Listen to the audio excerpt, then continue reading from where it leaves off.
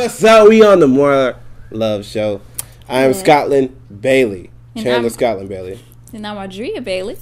And we're here to talk to you guys about love, relationships, passionate love, the gooey ooey stuff. Engagement, love, and the real love, dating love, all that good stuff. They want something about love, and we're going to give it to you like that. You know what it is.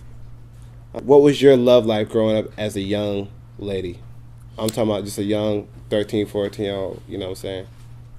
Me, personally, I was the one that grew up without, well, not without a father. I mean, I know who my father is or whatever. But my parents divorced at a young age, so it was kind of hard for me to see a husband and wife, like, interact together. I mean, my parents were together when I was younger, but I, obviously couldn't remember, the interactions between them. But me, I grew up seeing my mother's strength and just her drive to raise us as a single parent and to take care of us. So that's what I grew up for. So it's kind of like a disadvantage and an advantage at the same time. Disadvantage because I wasn't able to see like interactions between husband and wife and a woman submit to her husband and just letting her husband lead the family and, take care of the household and be a provider. I get guidance from his mom, my spiritual mom, Pastor Marsha, and, just helped me be able to let him lead and let him be our provider for the household. So, like I said, I had the strength of being a mom, and I've also grown to have the strength to be a wife, a submissive wife, just to let him lead. Marriage and being in love is not about being perfect. It's about making a decision that you like this person so crazy, so much that you're willing to grow together. Right. Meaning that, as crazy as it sounds, you get engaged, or your boyfriend, you're a Christian young lady, and your boyfriend is addicted to pornography, right? And, you guys are celibate. However, you love him so much. You're saying, I am willing to be in a relationship with you while you're growing in that area. And this world's so crazy with sin, and a lot of times we think that everything has to be perfect. And the truth is, I really believe sacrifice was what makes things perfect. Sacrificing of, man, I wish the dishes would be done at this time, but I'm still going to love this lady. Right. Or sacrifices on her part saying, man, I wish he would just, be a little more patient instead of rushing me to church. But I'm still going to love this man. Or something like that. But, one thing I learned, she mentioned my parents, and my parents have an awesome marriage. And one thing I remember my dad telling me growing up, Audria, is like, marriage, you're in love, it feels good, you love that individual, you love your spouse. However, commitment is key.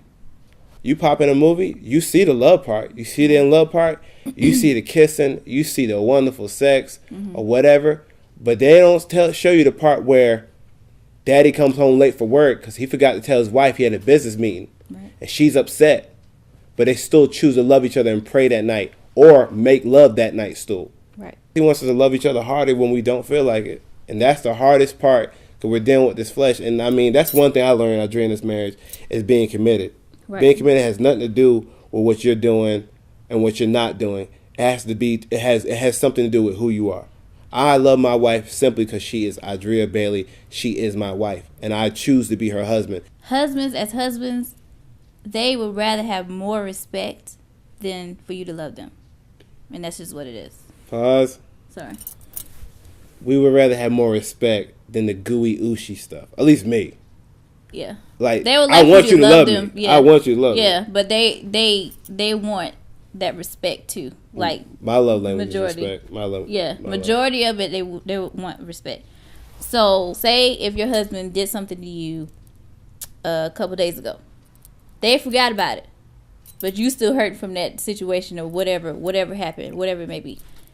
If they ask for a glass of water, and this is a good example, they ask for a glass of water, you show your respect by how you give it to them. If you give it to them like, here, that's disrespectful. If you give it to them like, here, or if you give it to them and you walk away and roll your eyes, even though they didn't see it, God sees that. And Chandler sees everything. Scotland Bailey sees everything in my house. Anyway, God sees that. Like I'm saying, like, if you go in a different room, like, oh my God, I can't believe you did this. Oh my God, like, it's the difference between like you saying, God, really, I really feel like this. It's the difference between you talking to God. That's different. You're talking to God. You're expressing to God how you feel. But it's the difference between you giving him the water, walking away, and just roll your eyes like, oh, I can't stand him. That's so disrespectful. Even though they can't see it. You can't be committed to anything you don't know.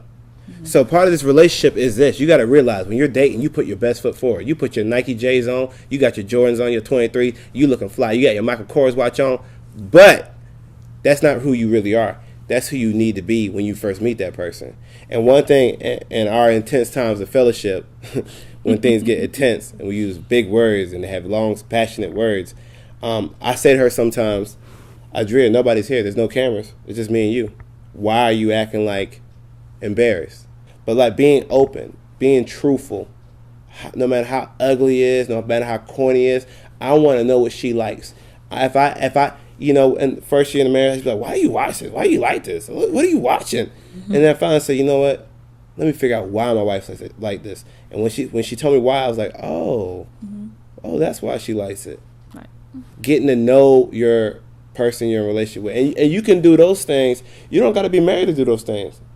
Because that's not going to lead to nothing crazy that you're not supposed to do for them. You can learn that. If you're dating your girl, you can ask that stuff over. That's the time that you get. Yeah, that's the time during the dating stages when you use that time to get to know each other. When you're dating, it should be leading up to marriage. You should be looking at that spouse or looking at your girlfriend or boyfriend and saying, okay, I'm dating you because I potentially see you as my husband or wife.